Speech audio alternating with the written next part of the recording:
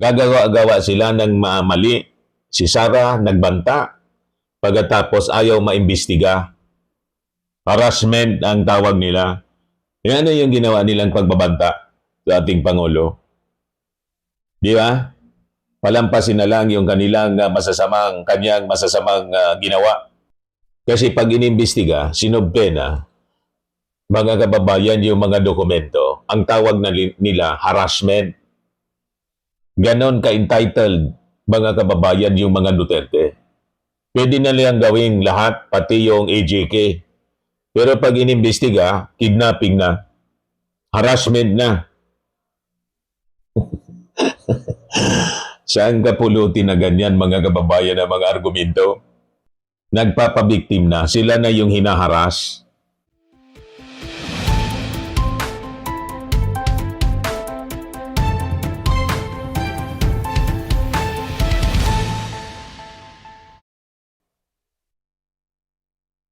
Hello po mga kababayan, si Dante Marapilla. So sabi dito sa balita, si Sara tatakbo na naman sa Supreme Court. What? Sabi ko sa inyo, talagang taranta si Sara Duterte. Tama yung ating mga analysis, discussion. Napaka lakas ng kaso laban kay Sara Duterte. Kaya kahit may may 16 na magagaling na mga abogado, battery of lawyers, naduwag mga kababayan, pati si Sara, naduwag na humarap.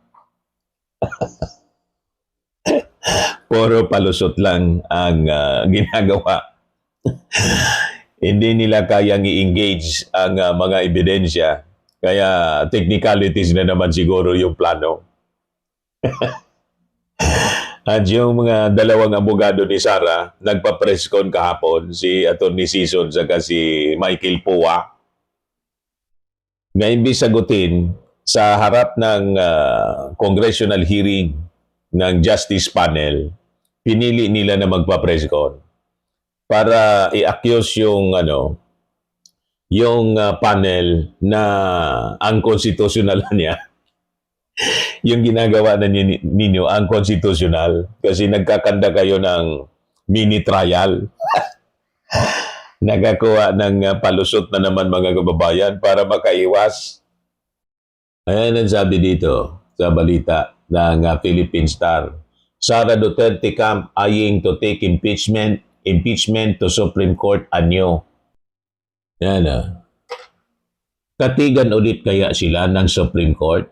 Vice President Sara Duterte's defense team signaled Wednesday it is open to challenging the House impeachment proceedings before the Supreme Court as it insists the Justice Panel's decision to issue subpoenas in compel witness testimony an unconstitutional exercise of power. Yan yung sabi ni Michael Pua sa Atty. Sison sa press con kahapon mga kababayan. So sabi dito sa balita, lawyer Michael Pua, who is a spokesperson in himself, part of Duterte's team of lawyers, said a Supreme Court petition is always a possibility. Though he declined to say when or whether they would file one. Kasi pati si Michael Pua, mga kababayan, may dumi ang kamay. Kasama siya doon sa opisina ng Office of the Vice President. Dapat nga witness siya, mga kababayan. Pero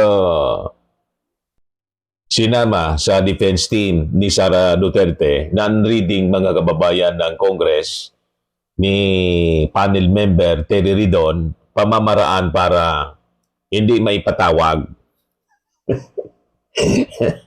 as witness mga kababayan. Kasi maraming alam itong si Michael Pua. Remember?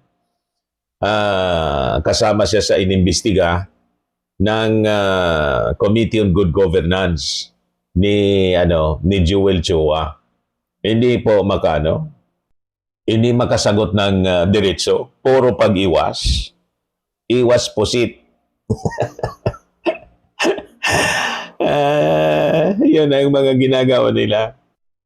Pag ang tao po guilty, iiwas siyempre. Tama?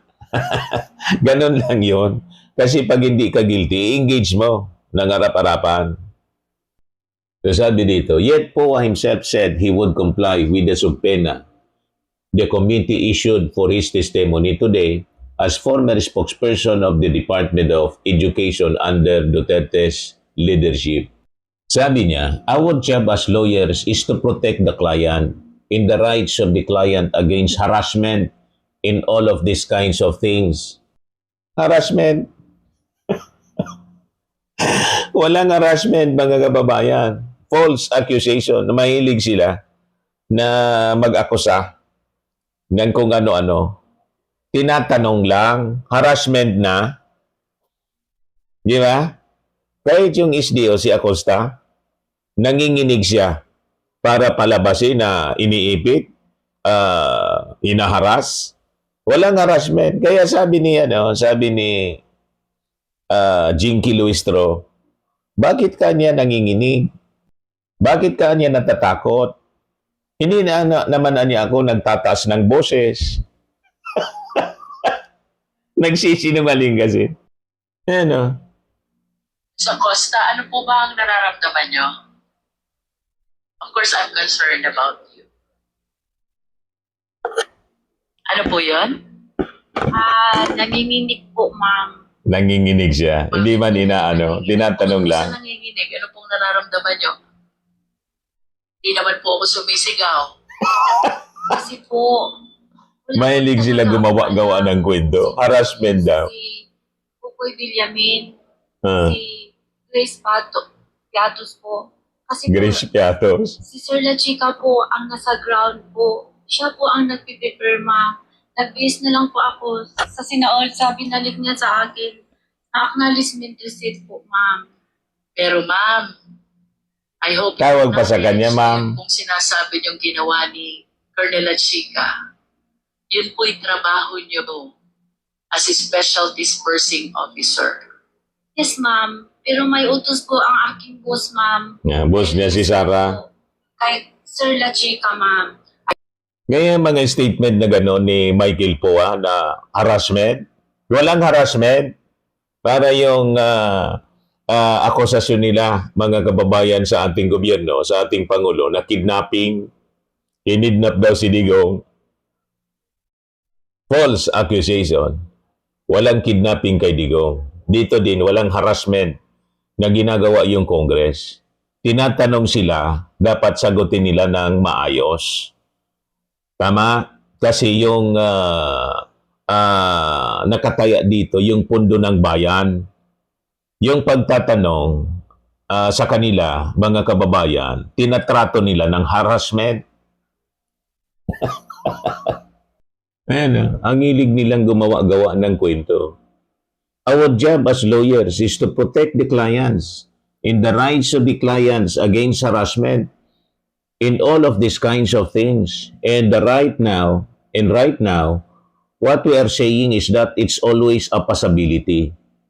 Poa said at the press conference, when asked about the possibility that challenged the proceedings before the High Court. The panel issued subpoenas for the statements of assets, liabilities, and net worth, ordered the NBI to produce records from its investigation, offered threats, and approved rules for receiving evidence. The defense team sent a letter the day before objecting to the proceedings. So gagawa-gawa sila ng mali. Si Sarah nagbanta. Pagkatapos ayaw maimbestiga. Harassment ang tawag nila. Yan yung ginawa nilang pagbabanta sa ating Pangulo. Di ba? Palampasin na lang yung kanyang masasamang ginawa. Kasi pag inimbestiga, sinobpena, mga kababayan yung mga dokumento, ang tawag nila harassment. Ganon ka-entitled, mga kababayan, yung mga Duterte. Pwede na lang gawing lahat, pati yung AJK. Pero pag inimbestiga, kidnapping na, harassment na. Saan ka pulutin na ganyan mga kababayan ng mga argumento? Nagpapabiktim na, sila na yung hinaharas.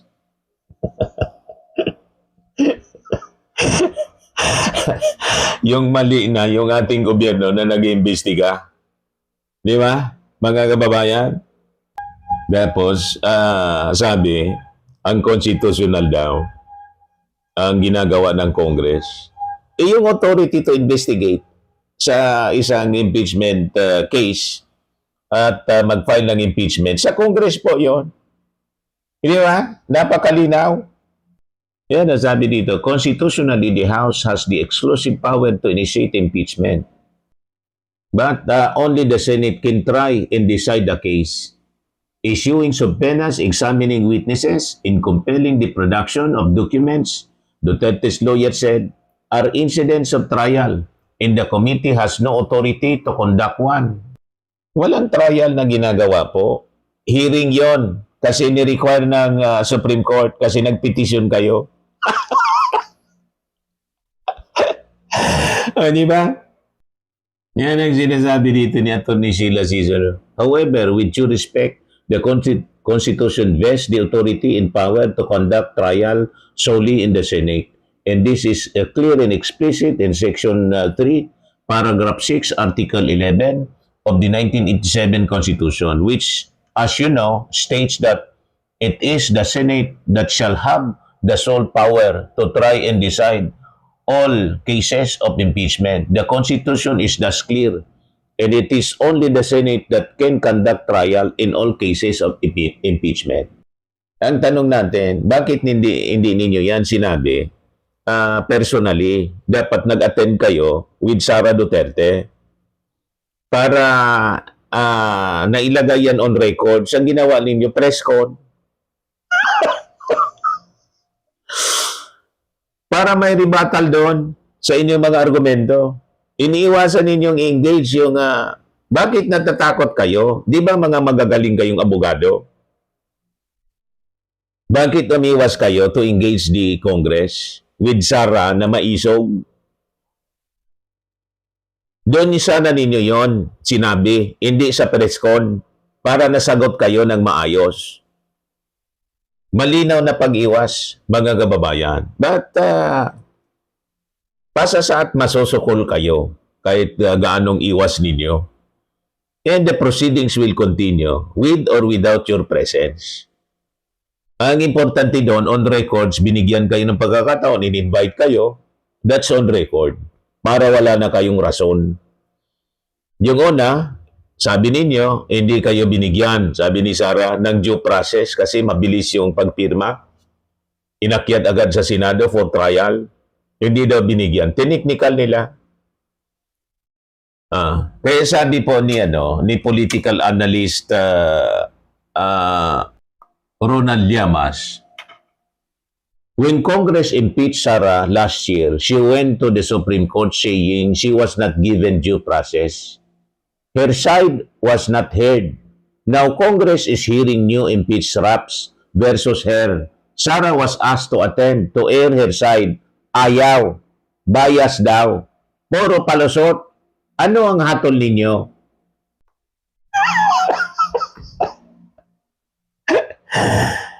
Tama. Malinaw. Puro palusot. Binibigyan ng due process. Yung mismong hearing na ginagawa sa Justice Committee panel, mga kababayan, is giving Sara the due process. Di ba? Kaya siya personally in-invite kasama yung kanyang mga abogado. Pero siyempre, ang tatanungin mismo siya yung respondent Yung abogado mag-assist lang. Yun ang base sa rules.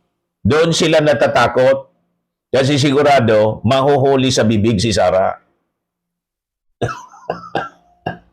Kaya iniiwas nila yung strategy, parang si Digong. Iniiwas mga kababayan ni Kaufman si Digong sa mismong trial kasi aamin. Si Sara, kung hindi man siya umamin, masusukol siya sigurado. Kasi until today, hindi niya masagot si Kokoy Villamin at saka si Piatos. At yung pagbabanta niya, mga kababayan, paano niya yun babaliktarin na no joke, no joke?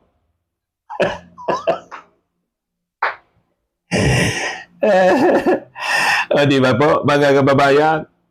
Puro palusot. At tatakbo, sabi, ang indication, tatakbo uli, pasasaklolo sa Supreme Court si Sara Duterte. Pero may magandang analysis dito. Si former Dean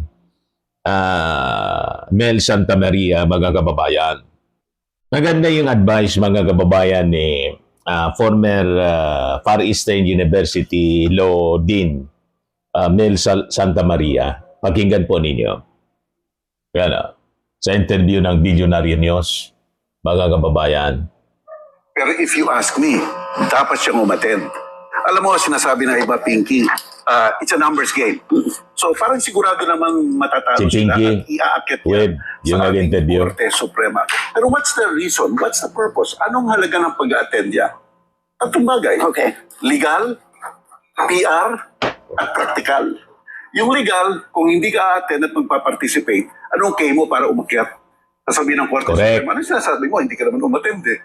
Correct. Bakit mo sinasabing walang due process? Because there are two kinds of due process, substantial and procedural. Sa procedural pa lang, hindi ka na umattend. So hihina ang kanyang laban sa Korte Suprema. Hihina yung laban niya sa Korte Suprema. Kasi sabi niya, walang due process. Ngayon, binibigyan ng due process, hindi siya nag-attend.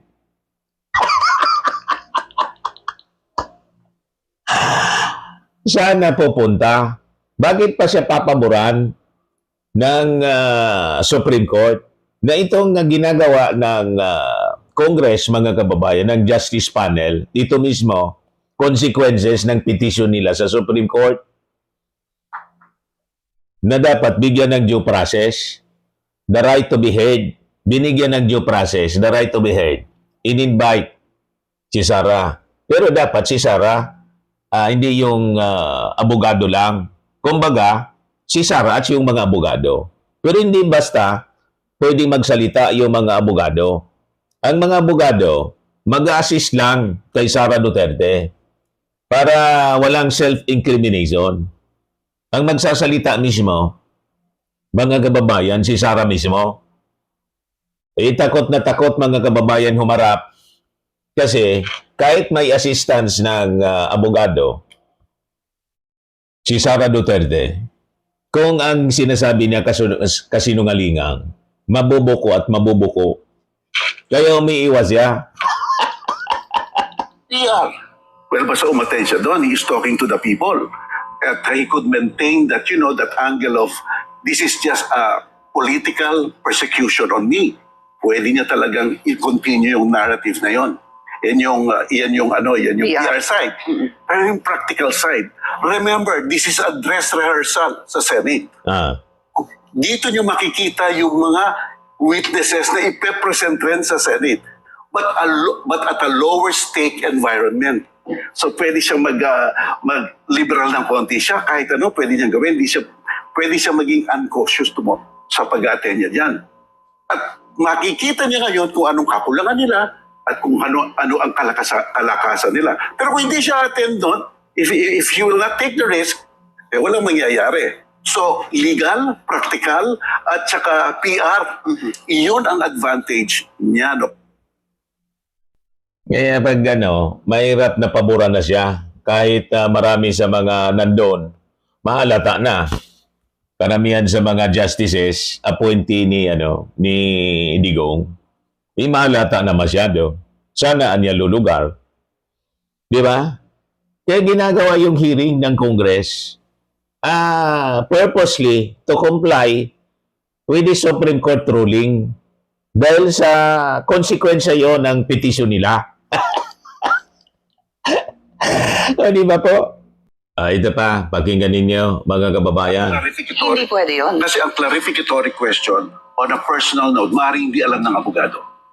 Yan dapat daw Kaya mag-attend talaga si preliminary Sara. Investigation, even in the fiscal level, may mga clarificatory question ng kabilang parte na binibigay mo lang sa fiscal at tinatanong mo yung respondent. Kaya hindi po pwede yung ad cautelam na yun lang nag-submit sila ng ad cautelam. may mga clarificatory questions na kailangan si Sara mismo ang sumagot with the assistance siyempre ng kanyang abogado na di kampanaryo, hindi lang di kampanilya, di kampanaryo. Kaya lang lumalabas ngayon yung kanyang mga abogado di kampanaryo, tiling-tiling na lang uli. Hindi man umarap.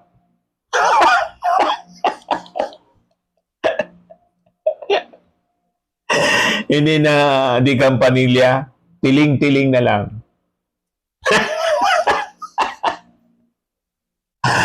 Bumaba yung respeto ng publiko. Kahit yung nadismaya si Rufus Rodriguez na ang reading natin, pabor nga sa kanila palagi. Laging kontra si Rufus. Pero he was dismayed. Mga kababayan, sa mga actions na ginawa ng kanilang abogado at hindi pag-attend ni Sara Duterte at yung mismong sagot na non-answer ad cautelam na hindi man sinagot yung 6 na articles of impeachment. 6 na articles of impeachment po, 16 na abogado, ni isa walang sinagot. So ang tanong natin, ano yung pakinabang ng kanyang abogado? Anong ginawa? Napakarami nila, ni isa walang sinagot. Kung ano-anong mga technicalities yung sinasabi, mga kababayan, hindi sinagot yung mismong mga puntos na nakapalaman doon sa articles of impeachment. Ituloy natin. Bilang parte na binibigay mo lang sa piskal at tinatanong mo yung respondent because gusto mong makita yung personal knowledge niya Okay. sa mga nangyari. So- Hindi kasi legal ang pag-uusapan Very factual. I see. So, hindi pwedeng pag Hindi magpakita lang po yung legal, team of kundi lawyers factual. ni VP Sara bukas at wala po si VP Sara, hindi sila maaaring pasagutin? Kung ang issue is the legal side, baka pa pwede. Pero kung yung nitty-gritty na, talaga bang totoo yan si Yatos? Ganyan. Si BP lang nakakaalam nun. Diba? Kung doon si Piatos. Ang mga abogado, well, in a way, parang hearsay na yun. Diba? So, yun ang halaga nun. If VP Sara doesn't show Yes, sabi ng mga netizens, guilty kasi as charged. Sabi ni Joanna Toilier, she's not hiding any. Then proceed to the allegation. That's it, proceed. Sabi ni Pete Egar, hatulang guilty at ikulong sa National Mental Health Facilities. Sabi ni Ralph Adigos, guilty po siya, Your Honor. Sabi ni Tirso Sirano, very good opening statement from Justice Committee Chair Luis Tro today at the start of the impeachment hearing. We will hold the public officials accountable while we continue to deliver public service via good governance. Ginagawang palusot, pati yung Iran War.